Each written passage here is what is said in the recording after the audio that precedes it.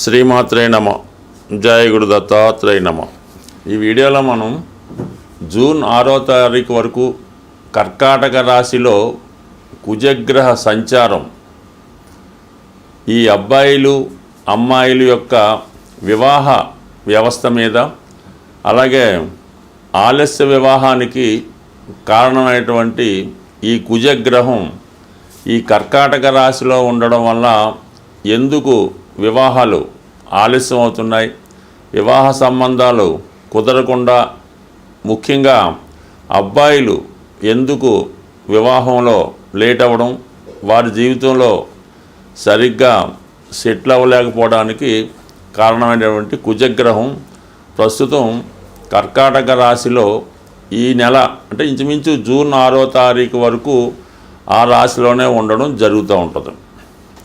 అయితే కుజుడికి అది నీచ స్థానం అవటం వల్ల తను అత్యంత పవర్ఫుల్గా బలంగా పనిచేయలేకపోతుంటాడు.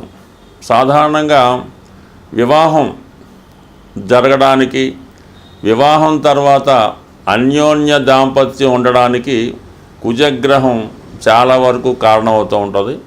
అయితే ఎక్కువగా అమ్మాయిల జాతకంలో కుజుడు భర్త యొక్క స్థాయిని, ఎటువంటి భర్త వస్తాడు, అలాగే జాతకంలో కుజదోషం ఎంతవరకు ఉంటుంది, ఇవన్నీ కూడా ఎస్పెషల్లీ అమ్మాయిల జాతకంలో కుజుడు ఎంత బలంగా ఉంటే వారికి వివాహం అంత తొందరగా అవ్వడం, అలాగే వివాహం తర్వాత కూడా అన్యోన్యంగా ఉండడం, అలాగే తొందరగా సంతానం కలగడానికి కూడా కుజుడే కారణం అవుతుంటాడు.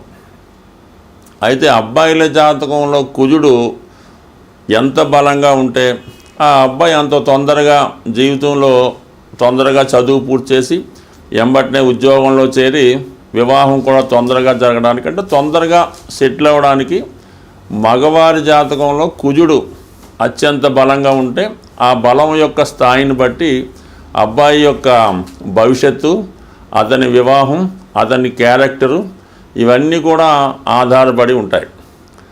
మరి అబ్బాయిల జాతకంలో శుక్రుడు కూడా భార్య యొక్క స్థాయిని చెప్పడం జరుగుతూ ఉంటుంది. శుక్రుడు అబ్బాయి జాతకంలో ఎంత బలంగా ఉంటే అంత అందమైనటువంటి, బాగా స్థిరపడినటువంటి మంచి డౌరీతో మంచి భార్య రావడం జరుగుతూ ఉంటుంది. అలాగే శుక్రుడు పాపగ్రహాలతో కలిసి ఉన్న, పాప రాశుల్లో ఉన్నా కూడా వివాహం ఆలస్యం అవడం, తొందరగా జరగకపోవడానికి కూడా కారణం అవుతుంటుంది. అంటే ముఖ్యంగా ఈ శుక్రుడు రవితో కంబస్ట్ అయి ఉన్న, రవికి బాగా దగ్గరగా ఒకే డిగ్రీలో ఉన్నా కూడా వివాహం జరగడం అన్నది చాలా కష్టం అవుతుంటుంది. వివాహం తర్వాత కూడా వివాహ బంధం అన్నది చాలా ఇబ్బంది పెట్టడం కూడా జరుగుతూ ఉంటుంది. అంటే సుమారుగా చెప్పాలంటే ఎక్కువ వివాహ వ్యవస్థ మీద మనం ఎక్కువగా కుజుడినే తీసుకోవడం జరుగుతూ ఉంటుంది. కుజుడు ఉన్న స్థానాలను బట్టి కుజదోషం నిర్ణయించడం జరుగుతుంది. కానీ శుక్రుడు కూడా ఈ వివాహ విషయంలో చాలా ప్రాధాన్యత చూపడం జరుగుతూ ఉంటుంది. అందుకని శుక్రుడికి అలాగే మన కుజుడికి సరైనటువంటి అవగాహన, సరైనటువంటి స్థానాల్లో ఉన్నప్పుడు కూడా ఆ వివాహ వ్యవస్థ చాలా అనుకూలంగా ఉండే అవకాశం ఉంది. ఉదాహరణకి ఎవరి జన్మ జాతకంలో అయినా ఈ శుక్ర కుజగ్రహాలు కలిసినప్పుడు వాళ్ళ జీవితంలో వివాహం తర్వాత ఎంత కొట్లాడుకున్నా తిరిగి మళ్ళా కలుసుకోవడానికి కూడా కారణం అవుతూ ఉంటుంది. అందువల్ల ఏంటంటే ముఖ్యంగా జాతక పరిశీలనలో అమ్మాయిల యొక్క జాతకం చూసినప్పుడు ఆ కుజుడు యొక్క స్థితిని బట్టి, కుజుడు ఉన్నటువంటి స్థానాలు, కుజుడు ఏ గ్రహాలతో కలిసి ఉన్నాడు, పాపగ్రహాల వీక్షణ ఉందా, వీటన్నిటి బట్టి ఎప్పుడు వివాహం అవుతుంది, వివాహం తర్వాత ఏ విధంగా ఉంటుంది, ఏ వైపు నుంచి భర్త వచ్చే అవకాశం ఉన్నది 100% ఈ కుజుడు బట్టి అమ్మాయిల జాతకంలో చెప్పడం జరుగుతూ ఉంటుంది. అలాగే అబ్బాయిల జాతకంలో శుక్రుడు ఉన్న స్థితిని బట్టి అబ్బాయికి ఎప్పుడు వివాహం జరగవచ్చు, వచ్చిన భార్య ఏ విధంగా ఉంటుంది, వివాహం తర్వాత జాతకుడు అదృష్టవంతుడవుతాడా, దురదృష్టవంతుడవుతాడా అన్నది కూడా అబ్బాయి యొక్క జాతకంలో శుక్రుడిని బట్టి కూడా ఉండడం జరుగుతూ ఉంటుంది. సో ఇప్పుడు మనం ఈ కుజుడు ఇంచుమించుగా మనకి జూన్ 6వ తారీఖు వరకు కర్కాటక రాశిలో సంచరిస్తూ ఎక్కువగా పుష్యమి, ఆశ్లేష నక్షత్రాల మీద ఎక్కువ సంచారం చేయడం జరుగుతుంటుంది. ఈ ప్రభావం వివిధ రాశుల వారి మీద ఏ విధంగా ఉంటుంది, వారు తొందరగా వివాహం జరగాలన్నా, వివాహం జరిగి కూడా ఇబ్బందుల్లో ఉన్నవాళ్ళు ఎటువంటి పరిహారాలు చేసుకోవాలి అన్న విషయాన్ని ఈ వీడియోలో కొద్దిగా డీటెయిల్గా తెలుసుకునే ప్రయత్నం చేద్దాం. స్వస్తి. మేషరాశి వారికి కుజుడు రాస్యాధిపతిగా, అష్టమాధిపతిగా ఉంటాడు.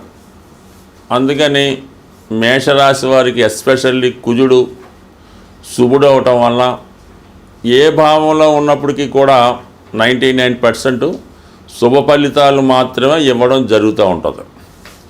అయితే ఇప్పుడు మనకి ఈ కుజుడు మేషరాశి వారికి చతుర్థ స్థానంలో సంచరిస్తూ తన చతుర్థ దృష్టితో సప్తమ భావాన్ని వీక్షిస్తున్నాడు. అంటే వివాహానికి అవసరమైనటువంటి భావాన్ని చూడటం వల్ల కంపల్సరీగా ఈ సమయంలో మీరు చేస్తున్నటువంటి వివాహ ప్రయత్నాలు చాలా వరకు అనుకూలించే అవకాశం ఉన్నది.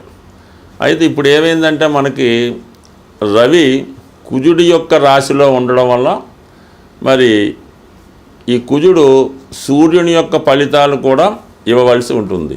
సాధారణంగా సూర్యుడు వివాహానికి పెద్దగా ఇండికేట్ చేయడమాట, అతనికి అంగీకారం ఉండదు. వివాహ విషయంలో బ్రహ్మచర్యంగా ఉండడానికే ఎక్కువ సూర్య భగవానుడు ఇష్టపడుతూ ఉంటాడు.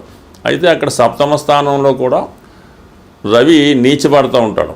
ఆ కారణం వల్ల మరి మేషరాశిలో ఉన్నటువంటి రవి సప్తమ దృష్టితో మన తులారాశిని వీక్షించడం, అంటే మన మేషరాశి వారికి వివాహ స్థానాన్ని వీక్షించడం వల్ల ఇంచుమించుగా మనకి ఈ సూర్యుడు మేషరాశిలో ఉన్నంత వరకు మరి మన కుజుడు వివాహ విషయంలో పెద్దగా ఎంత ప్రయత్నం చేసినా మేషరాశి వారికి వివాహం జరగడం అన్నది చాలా వరకు కష్టంగా ఉంటుంది.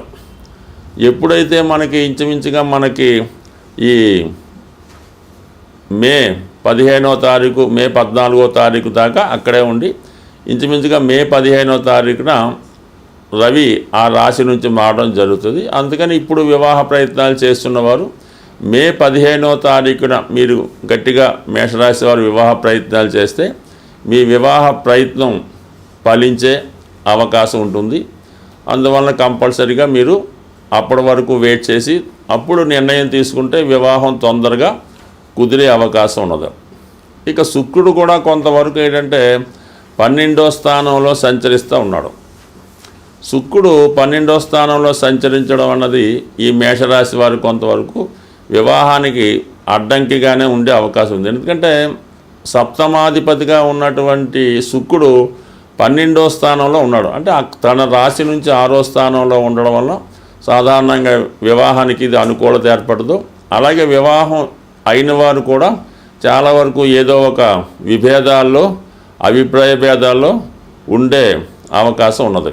సో అందువలన ఏంటంటే ఈ సమయంలో కొంతవరకు ఈ మేషరాశి వారు రవి యొక్క స్థితి తొలగిన తర్వాత, అయితే మనకి మే 15 తర్వాత మీరు చేసే వివాహ ప్రయత్నాలు చాలా వరకు అనుకూలించే అవకాశం ఉంది. మరి ఈ సమయంలో మరి శుక్రుడు ఉన్నటువంటి స్థితిని బట్టి చూసినప్పుడు చాలా వరకు మీకు బాగా చదువుకున్నటువంటి, ఇంచుమించుగా పీజీ వరకు చదువుకున్నటువంటి, బాగా హోదా కలిగినటువంటి కుటుంబం నుంచి ఒక మంచి అమ్మాయి ఈ సమయంలో మీకు భారీగా వచ్చే అవకాశం ఉంటుంది.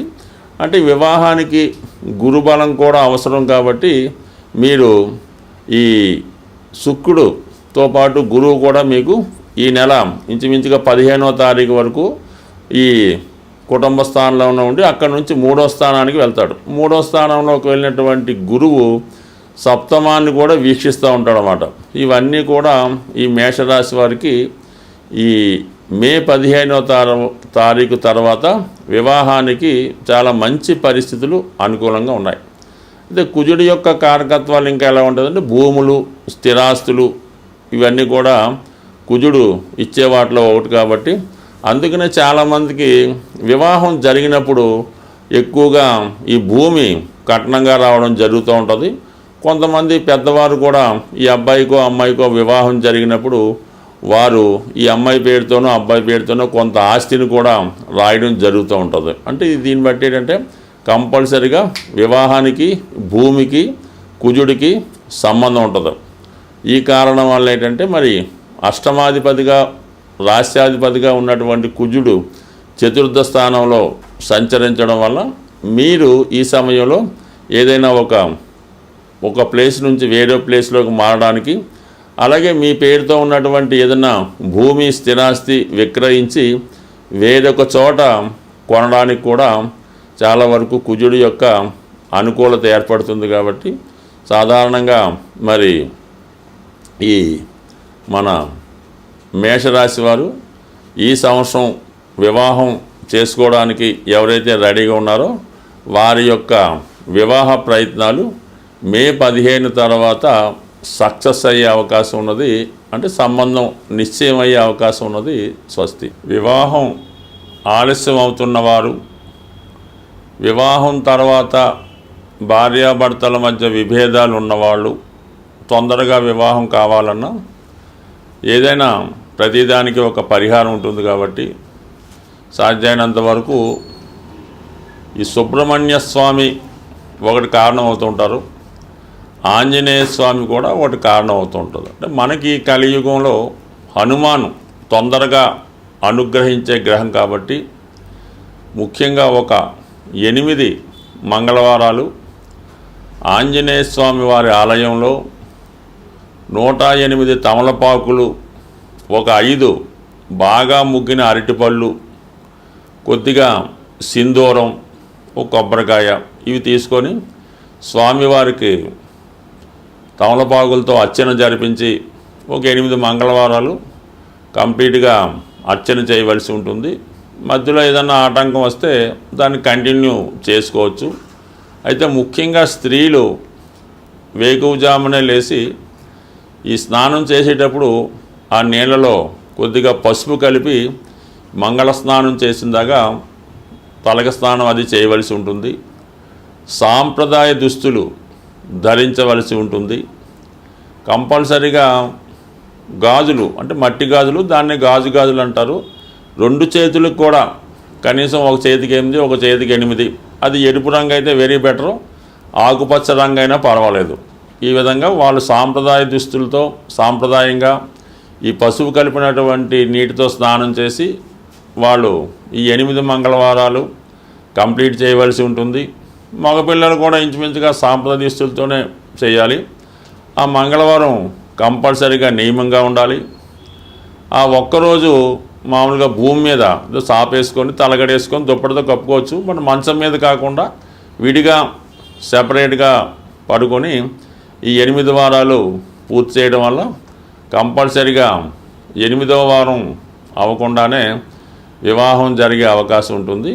ఇంకా ఈ సమయంలో ఏంటంటే ఏదైనా కొంతమంది వివాహం అయినటువంటి ముత్తైదువులంటి స్త్రీలకి ఏదైనా పలహారం ఇవ్వడం, వాళ్ళకి కందిపప్పుతో ఉన్నటువంటి కలిపినటువంటి భోజనం, అంటే అన్నీ ఉంటాయి, దాంతోపాటు కందిపప్పు కూడా కంపల్సరీగా ఉండడం, ఈ విధంగా చేయవలసి ఉంటుంది. కంపల్సరీగా 8 మంగళవారాలు ఆంజనేయ స్వామి తమలపాకులు పూజ చేస్తే 100% ఈ వివాహానికి ఎక్కడున్నా స్వామి ఆ వివాహ సంబంధం కలిపే అవకాశం ఉంటుంది. సరే, ఇది కొంతవరకు ఉంది. కొంతమంది ఈ మంగళవారం రోజు చీమలకి పంచదార బియ్యం పిండి ఆహారంగా వేయటం వల్ల, లేదంటే చెరువులో ఈ నదుల్లో ఉన్నటువంటి చేపలకి ఆహారంగా ఏదైనా బిస్కెట్లో పేలాలో అవి వేయడం వల్ల అనేక రకాలు పరిహారాలు ఉంటాయి. ఇవి తొందరగా శీఘ్రంగా పరిహారం జరుగుతూ ఉంటుంది. కాబట్టి ఈ హనుమాన్ చాలీసా పారాయణ చేయడం వల్ల కూడా వివాహం అవుతుంది. సుందరకాండ పారాయణ, హనుమాన్ చాలీసా, ఏదన్నా హనుమాన్ ఆరాధించడం వల్ల కుజగ్రహ అనుగ్రహంతో తొందరగా వివాహం జరిగే అవకాశం ఉంటుంది. స్వస్తి.